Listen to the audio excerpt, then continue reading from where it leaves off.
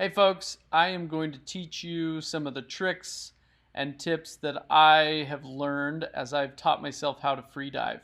Now, a lot of people are very surprised when I tell them that they can hold their breath for 3 to 4 minutes in just 2 to 3 months of practicing. Now, the key to learning how to free dive is consistency. Just like a lot of other physical activities, you've really got to condition your body to get used to it.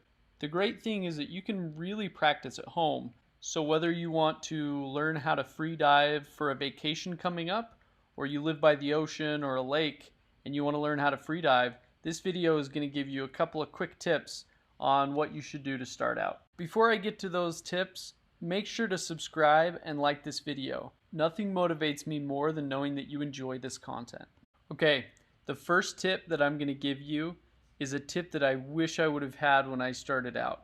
And that tip is to relax. The more relaxed you are, the less oxygen your body's going to be using in a resting state. A lot of freedivers even learn how to meditate really well so that they can use less oxygen as they're preparing for a good free dive. Okay, for the next 2 minutes, be sure to relax as I set this video up. Okay, we are on the paddleboard again. There are some ginormous waves, so we're kind of hugging the side of the reef here so that the waves don't hit us. But we're going to try to do some free diving, and there are some massive surf waves that are pretty darn fun to watch. Vera wants to go and body surf in them, but we'll have to find some smaller ones. Those are a little big for us. What do you think, fam? Good day? Gray? Good day? Should we swim with some turtles? Okay, let's do it. The water looks pretty darn clear. Excited about that. We've got some sun and some entertaining surfing to the side of us. Okay, now that you've had a second to relax, I'm going to get on to the next tips. Freediving is all about handling the CO2 that's in your body and using the least amount of oxygen possible. So how do you use less oxygen? Well, first off, you got to relax. Second, move as little as possible. That's why you'll see a lot of freedivers with weight on their belts. That's to help them sink to the bottom without using a lot of oxygen. So when you're holding your breath, there are 3 main stages. The first stage, your body just wants to breathe because you're used to breathing. Partly it's because you've got some CO2 that's starting to build up, but it's also just a habit. But don't worry, because your body still has quite a bit of oxygen. If you push through that phase and continue holding your breath, you're going to get to the next phase where your diaphragm starts to contract. It's really weird, and it's a physical reaction that happens where the CO2 is starting to build up and your body's telling you, hey, it's time to breathe. Now, there's still a lot of oxygen in your body at this point, but you'll start to feel uncomfortable, and you'll actually see your chest compress and expand as your diaphragm is trying to force you to breathe. But you can teach your body to elongate these stages. Now, if you continue even past that stage, you get to the next stage, which is when your spleen starts to release oxygen-rich blood. A lot of freedivers experience euphoria when that oxygen-rich blood hits their brain. Now, I don't recommend anybody try to get to the third stage without help from some sort of freediving professional. Okay, so let's get back to some of the tips. Let's say that you're in the water. The first thing you want to do, again, is relax. Be breathing normally for about 2 full minutes. One thing that helps me is I like to count 30 breath cycles. So I inhale slowly and exhale even slower. And I count that as 1. And I count all the way to 30. That will usually take me at least 2 minutes. Now, when you are ready to dive, a lot of people have different techniques that they follow. Some will take 1 breath, let it out all the way, take another breath, and then dive. I actually like to just go straight into my big breath because I feel like the other breaths just stress me out a little bit. So let's talk about how you can take a large breath. The first thing you're going to do is imagine that your body is a bucket and you are filling it up with air. And you fill it up starting from your belly button and you go all the way into your shoulders. One of the things that changed the game for me is when I take my breath, I raise my shoulders up and it actually allows a little bit more oxygen to come in. So after taking a large breath, a lot of freedivers will spit out their snorkel so that they don't have the automatic reflex of taking a breath and accidentally take a breath when they're down under the water. So in this video, you'll see me taking my snorkel out every time I dive. It's also to reduce bubbles, as fish and other ocean life get spooked by bubbles.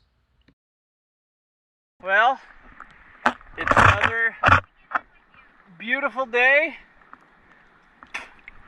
Doing some free diving here in Oahu. Family's on the paddleboard.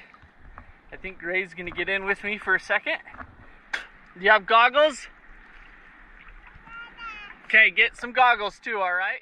Now, as Gray puts on his goggles, I'm gonna introduce to you one of the funnier terms in freediving, and that's called the duck dive.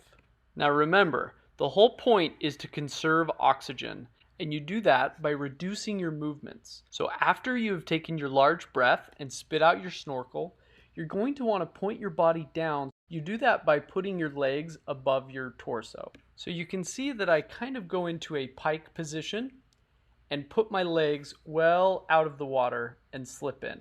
Now I don't have any weights, so you'll see me kicking more than I have to when I do wear weights. And that's going to take up a lot more oxygen. Now if you watch my body, you'll see that I'm almost perfectly vertical. That's to continue pushing myself down until about 10 to 15 meters where your body stops floating. And again, go slow, relax, and you're going to conserve a lot more oxygen. Now you'll also see that during my entire descent, I'm regulating a bunch of times. You should never really feel a lot of pressure in your sinuses. You should always be regulating, and it's just slow little regulations. You should never feel a big relief of pressure because you should have already regulated. Also remember to point your head down. You'll want to look at the ground, but try not to, and your descent will go a lot smoother. Okay, I'm gonna go down, okay, buddy? Can you watch, Dad? You wanna watch me? Okay, so let's go through the steps again. First, you're gonna relax for about 2 minutes. Then you're gonna fill your entire belly, chest, and shoulders with air.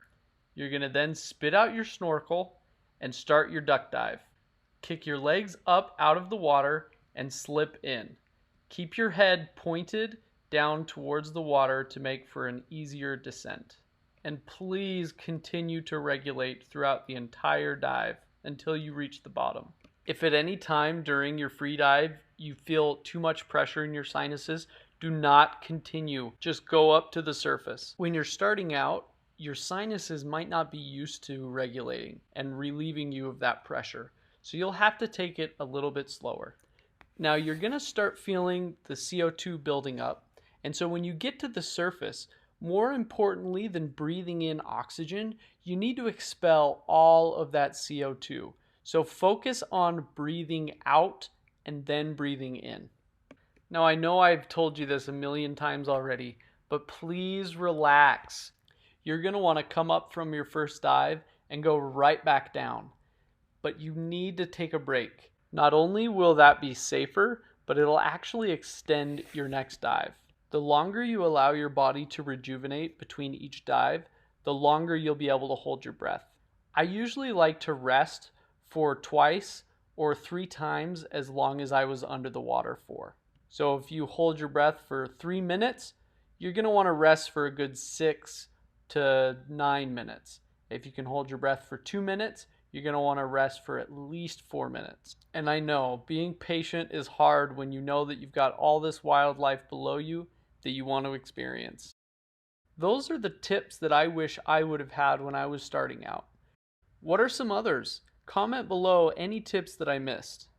Also be sure to subscribe Nothing motivates me more than knowing you enjoy this content. And remember, please be safe out there. It's not something you're going to pick up in one day, so please be patient.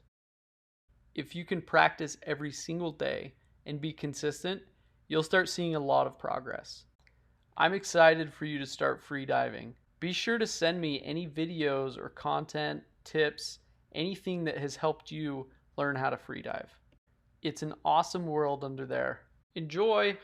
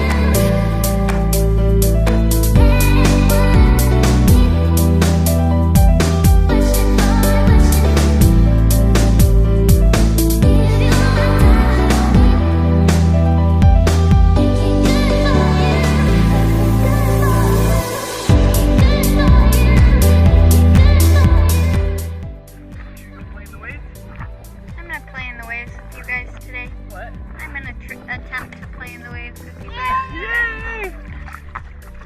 Okay, great. You want to get in?